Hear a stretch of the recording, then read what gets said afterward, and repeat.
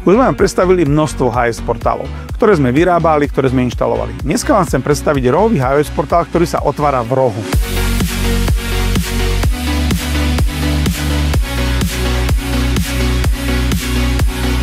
Tento portál nerobíme často, lebo potrebuje náročnú prípravu na statiku stavby, ale v moderných interiéroch a v moderných stavbách sa to naozaj začína používať.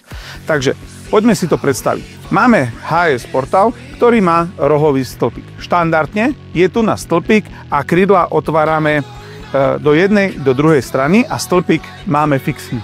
V tomto prípade je stĺpik nainštalovaný na krydle a dokážeme otvoriť vlastne aj tú druhú časť.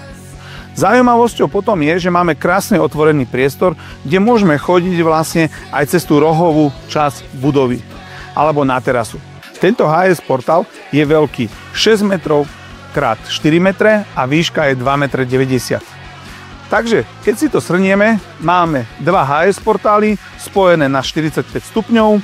Prvá je používaná menej, je to ako keby fixná časť, ktorá sa otvára.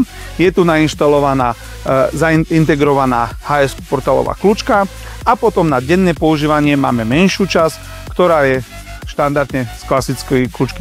Celé prevedenie je to v drevohliníku 92, izolačné trojsklá a k tomuto portálu poviem už len to, že je to naozaj náročná vec pre inštaláciu, pre výrobu, takže ak ju chcete alebo plánujete takýto nejaký HIS portál, tak potrebujeme to naozaj dostatočne včas pri projekcii domu zaprojektovať. Hlavne kvôli statike vrchnej dosky.